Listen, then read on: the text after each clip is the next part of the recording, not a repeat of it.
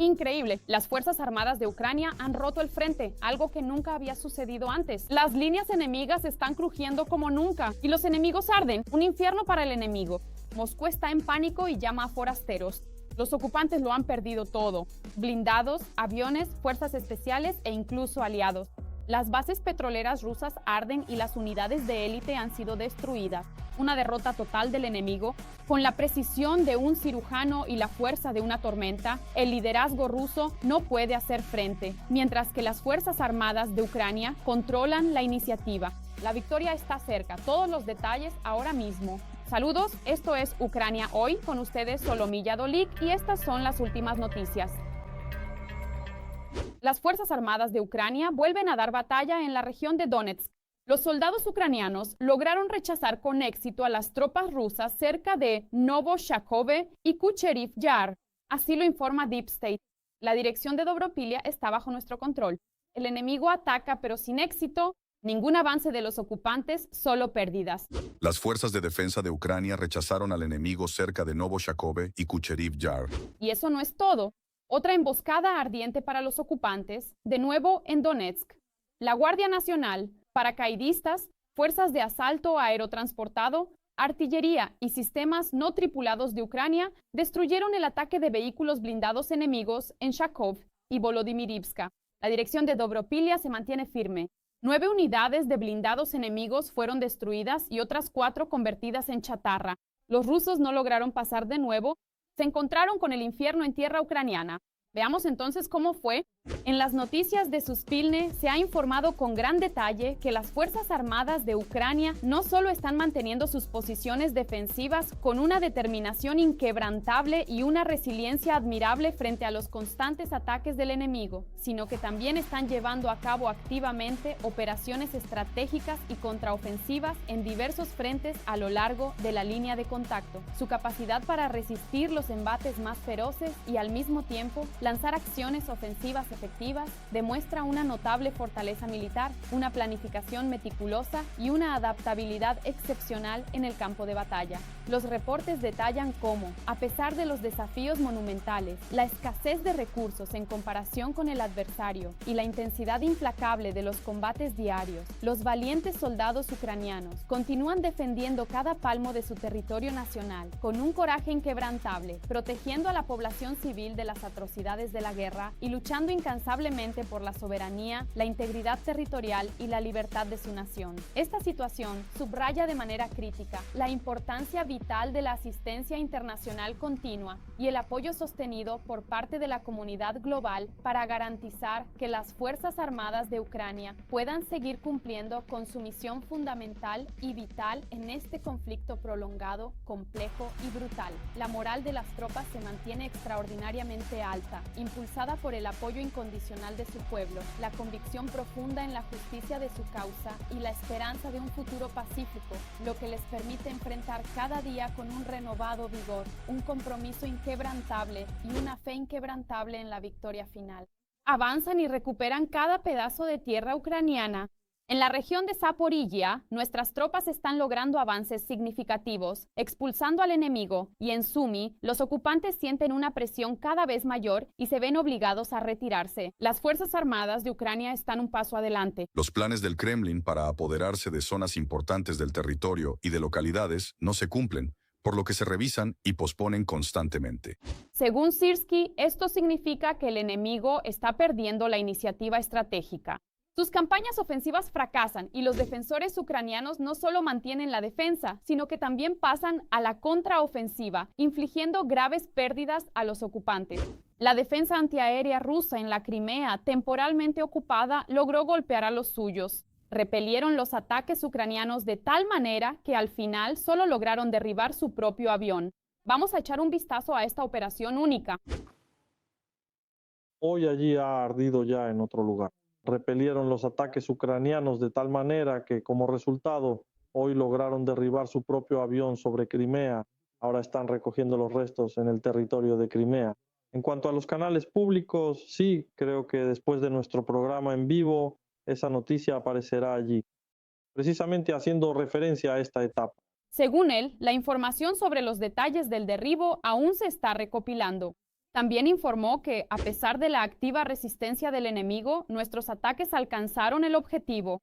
El portavoz del Ministerio del Interior de las Fuerzas Armadas de Ucrania añadió que, tras los ataques nocturnos en la península temporalmente ocupada, se produjo un incendio en otra base petrolera rusa. Explosiones y columnas de humo.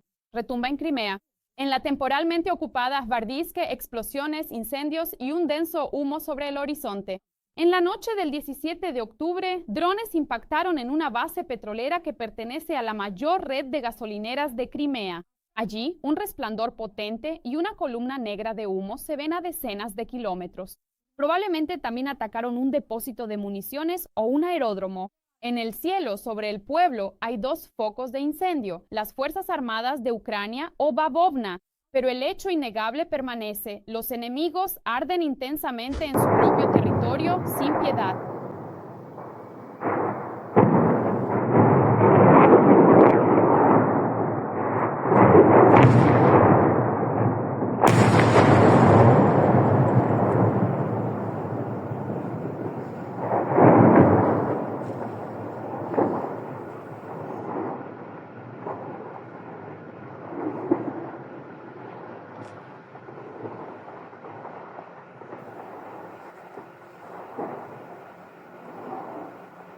Menos la élite del enemigo. Los soldados ucranianos eliminaron al grupo de fuerzas especiales ruso Sinish, que aterrorizaba las regiones fronterizas de Yarkiv, Sumy y Chernihiv. 6 invasores fueron eliminados, entre ellos el comandante del grupo. 8 más resultaron heridos. Las incursiones terroristas terminaron de forma fatal. Las Fuerzas Armadas de Ucrania actúan con precisión y sin piedad.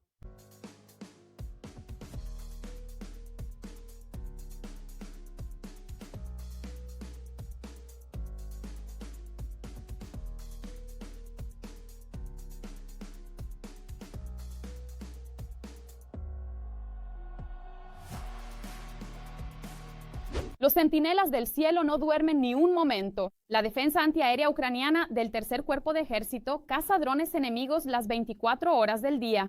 De día y de noche destruyen Orlanes, Salas, Lancets y Shaheds, incluso antes de que estos logren atacar. Precisión fría, reacción instantánea y el enemigo cae del cielo. Esto no es una película de acción, es el trabajo diario de nuestros defensores en el frente. El cielo no le pertenece al enemigo. Tanto en la tierra como en el cielo, los ucranianos dominan.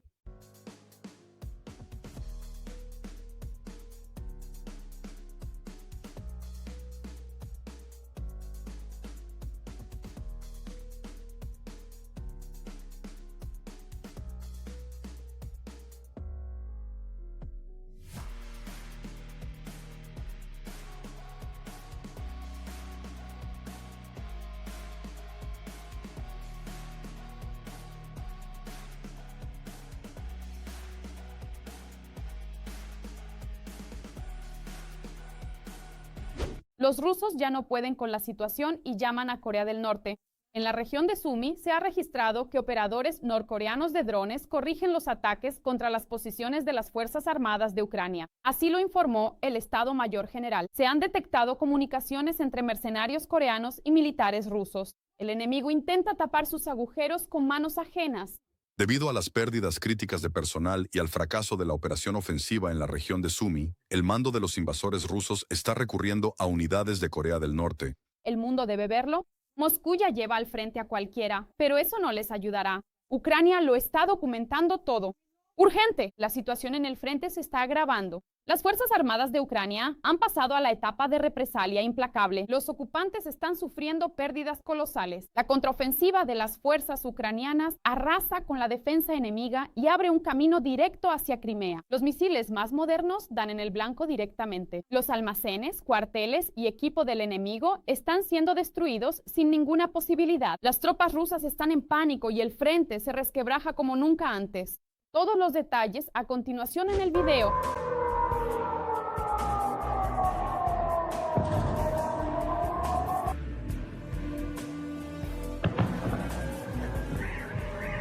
Las consecuencias de la guerra desatada por Rusia empiezan a regresar a su propio territorio, en forma de drones ucranianos y misiles de largo alcance.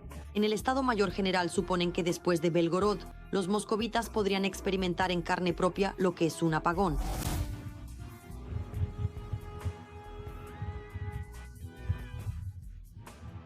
A la derecha, ahí están el 10, 12, 14, oscuridad.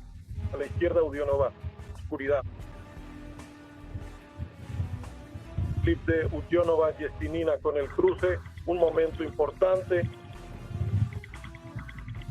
Mientras tanto, otras dos regiones rusas, las provincias de Tyumen y Sverdlovsk, han impuesto restricciones a la venta de gasolina. No se puede vender más de 30 litros por persona. Antes de esto, la nueva medida en el mercado afectó al territorio de Khabarovsk, la provincia de Chelyabinsk y la Crimea ocupada.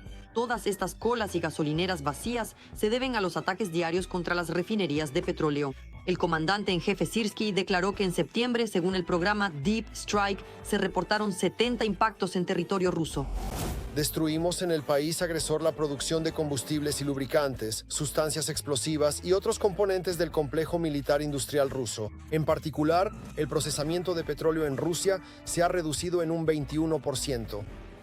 La intensificación y expansión de los llamados ataques de largo alcance de Ucrania en territorio ruso se ha convertido en uno de los principales temas de la reunión del presidente con el bloque de seguridad.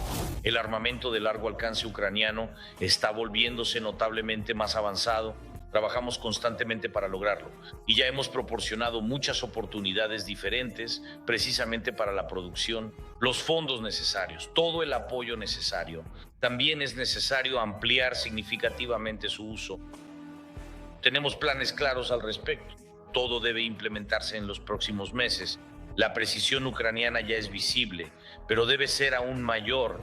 Es absolutamente justo que Ucrania responda con ataques precisos. Y a diferencia de Rusia, sabemos lo que queremos lograr. Sin duda. Actualmente, los portadores de ataques en el interior del territorio ruso son los misiles Flamingo y Neptune. A finales del verano, la empresa Firepoint anunció el inicio de la producción de los primeros. En ese momento también apareció en la red un video del lanzamiento del Flamingo.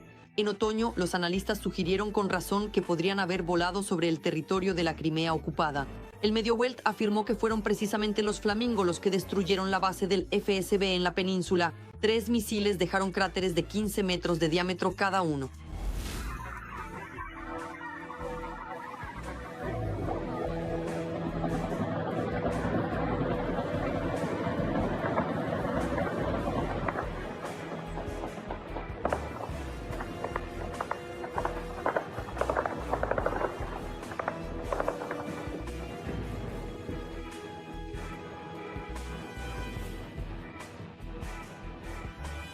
Se calentó. En ese momento, los periodistas alemanes también afirmaron que cada mes salen de la línea de producción 50 misiles y que se planea llegar a 200 al mes. Y entonces los rusos mostraron supuestamente los restos de un misil Flamingo derribado. Según sus datos, fue alcanzado en territorio ruso por un sistema Buk a una altitud de 100 metros y a una velocidad de 600 kilómetros por hora. Según el número de serie, suponen los ocupantes, se trata del proyectil número 106, fabricado en septiembre. No hay una confirmación fiable de que el Flamingo haya destruido la base del FSB. Los analistas militares creen que los ataques fueron realizados y que no solo con estos podría haber estado el propio Neptuno. Hoy en el complejo militar industrial ucraniano ya se han probado y puesto en producción en serie 3 de sus modificaciones. Se está preparando una cuarta.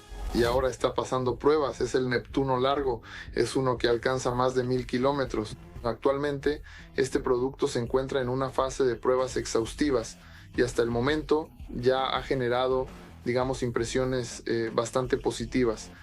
Continuará sometiéndose a estas pruebas de validación. Posteriormente, la siguiente cuestión paralela y de gran importancia es la planificación de su producción en serie. Yo considero que esto es una serie de Neptunos.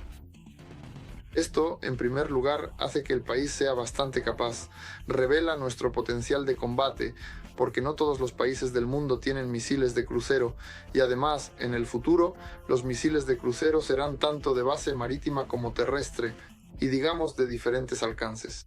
Por razones comprensibles, los armeros ucranianos no divulgan demasiado sobre los ataques al agresor, pero el presidente Zelensky admitió a la prensa que las fuerzas de defensa incluso los combinan. Y esto, reconocen los analistas, es una práctica exitosa que los ucranianos pueden adoptar de su enemigo. Este misil probablemente puede producirse en mayor cantidad, pero debido a otras características puede ser más barato que un misil de alta tecnología como el misil Neptune. Y aquí hay toda una serie de combinaciones. De nuevo, el misil Neptune puede utilizarse por ser menos visible y más preciso para, digamos, despejar un corredor. O por el contrario, se puede utilizar una serie de misiles Flamingo, que serán muy visibles y baratos, como misiles señuelo, que desvían las fuerzas de defensa antiaérea del enemigo. Mientras tanto, el misil Neptune pasará en ese momento y el misil menos visible y más preciso entrará y asestará un golpe focalizado. El complejo militar industrial ucraniano ya no es en absoluto el que era al comienzo de la agresión rusa a gran escala. El liderazgo político-militar del país finalmente ha comprendido que solo los fabricantes locales pueden garantizar un suministro estable de armamento al frente. Eso sí, siempre que haya una financiación adecuada, pero con cada día que pasa, a medida que el cielo se llena de más drones desconocidos, los europeos y los países escandinavos muestran un interés cada vez mayor no solo en la experiencia, sino también en la cooperación con Ucrania, en la producción de armas que respondan a las realidades de la guerra moderna. Una derrota total. El ejército de Putin se está desmoronando y eso ya no se puede ocultar. Las fuerzas ucranianas golpean con precisión y sin piedad. En el lugar donde ayer estaba un batallón ruso, hoy solo quedan humo y cenizas. Los comandantes huyen, los soldados se rinden y el orgullo ruso se convierte en chatarra. En el Kremlin se encogen de hombros y preparan un nuevo grupo de voluntarios para asaltos infernales. ¿Qué destino les espera en tierras ucranianas? Sobre esto, a continuación, no se lo pierdan.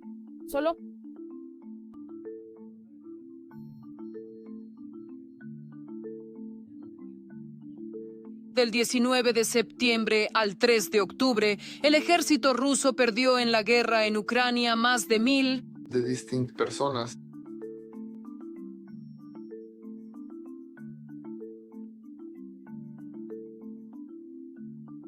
Las pérdidas de Rusia son terribles. La economía está al borde del colapso, pero Putin está dispuesto a hacer aún más sacrificios. Ahora incluso exigen de manera estricta que las empresas ayuden a reclutar personas para el frente. Ahora la cuestión para el diputado es que no hay suficiente gente disponible. Saben que la gente no comprende la situación actual y que, lamentablemente, no habrá nadie que pueda reemplazarlos en sus importantes funciones. Periodistas independientes, a partir de fuentes abiertas, han identificado los nombres de 134.125 militares rusos que murieron durante la invasión a gran escala de Ucrania. Estos datos permiten rastrear una especie de pulso de la guerra, cuando el Kremlin no tenía piedad de su gente y lanzaba asaltos de carne de cañón para capturar una nueva aldea en Ucrania. Nuestro mando toma decisiones inadecuadas y nos envía a una muerte segura. Hay tantos drones diferentes, tanto FPV como Baba Yaga, que utilizan todas las herramientas, tanto cañones como artillería. Yes, that is indeed correct. No hay cobertura. Nos envían directamente a la inauguración y ahora los chicos están cavando un hoyo para ellos mismos. Durante el primer año y medio, la gráfica de pérdidas parecía una montaña rusa. En ese entonces, las tropas rusas asaltaban Bakhmut y Avdiivka. No fortifiquen. Más adelante, los enemigos lo conservarán todo. El ángel de la paz se enfadará. Los enemigos son terribles y espantosos. La espalda, ráscala, el corazón se conserva y se relaja. El Ministerio de Defensa de Rusia, entonces aún dirigido por Shoigu, enterraba entre 100 y 150 personas al día. A veces había descensos hasta 50 a 60 muertos por día. En pocas palabras, los lanzan a la muerte. No había ninguna claridad, nada en absoluto. ¿Y con quién reponer? No hay gente, se están acabando. Solo queda la última fuerza. Desde octubre del 23, la curva se ha mantenido consistentemente alta. Solo baja de 120 en casos aislados. Bueno, y las últimas caídas en los gráficos no se explican en absoluto por el rescate de las tropas rusas, sino por el tiempo necesario para verificar y analizar nuevas necrológicas. Nuestros muchachos pasaron por el infierno en cautiverio, numerosas torturas y crímenes. La mayoría tiene heridas de metralla y conmociones cerebrales, fracturas que sanaron sin intervención médica.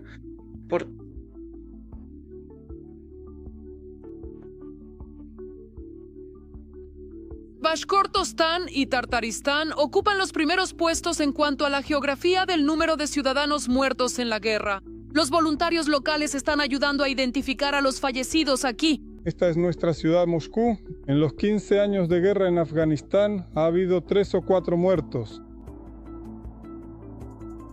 Bueno, miren atentamente lo que está pasando en este preciso momento. Todo, absolutamente todo, está completamente cubierto de muchísimas banderas de diferentes tipos. Una categoría especial son los voluntarios, aquellos que firmaron el contrato aún en 2022. Ahora precisamente ellos representan casi un tercio de todos los fallecidos identificados. Son el 29%. ¿Entienden esto? Esa es una parte importante. Eso es en un solo año, en 2 años. Ahora han comenzado nuevos entierros. El Kremlin está eliminando a quienes fueron voluntariamente a la guerra, quienes cayeron en la propaganda. Los presos constituyen la segunda categoría más numerosa de bajas. Eso es el 14%. A algunos de los fallecidos los registran formalmente como voluntarios y no como convictos. Hoy en Donbass, quienes están privados de libertad y aman a su patria, tienen una buena oportunidad de demostrarlo firmando un contrato de defensa local. Los movilizados ocupan el 11% de la lista. Esta cifra está subestimada porque en las necrológicas a menudo se oculta el estatus. ¿Qué demonios están haciendo ahí? Son como una desgracia para la familia. A cada uno que no salga a disparar, le voy a mandar un grupo especial para que limpien a esos cabrones que se han atrincherado ahí. Dispárenle a un par de los 500, dispárenles ahí mismo. Una de las categorías más importantes de pérdidas son los oficiales rusos, que conscientemente fueron a matar ucranianos por las medallas en su pecho. Los periodistas han contado 5.847 muertos. Y esto ya con apellidos exactos, entre ellos 150 coroneles y hasta 12 generales. Érase una vez, no aquí. Vivíamos todos, nos alegrábamos, nos entristecíamos y de repente ¡pum!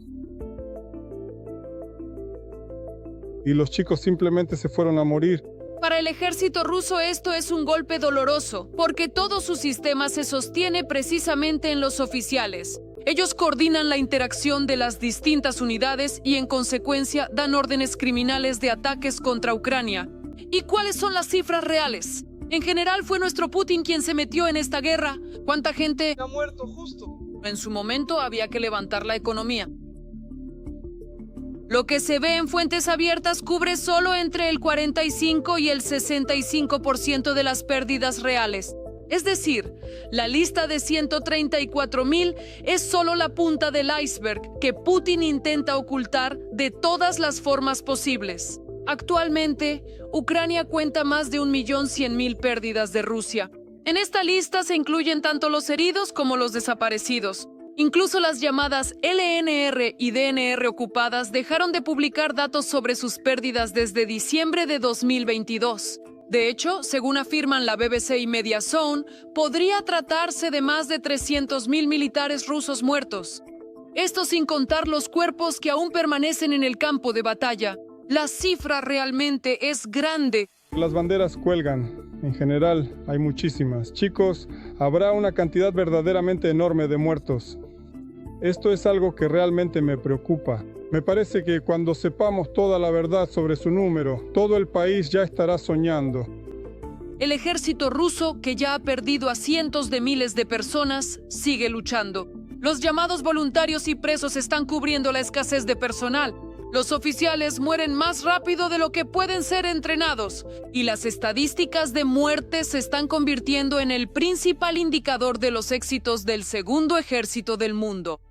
¿Cómo evalúan el coraje y la resiliencia de los soldados ucranianos en el frente? Compartan sus opiniones en los comentarios, denle like al video y quédense con nosotros para no perderse lo más importante. Aún queda por delante algo aún más importante. Nos vemos en el próximo episodio.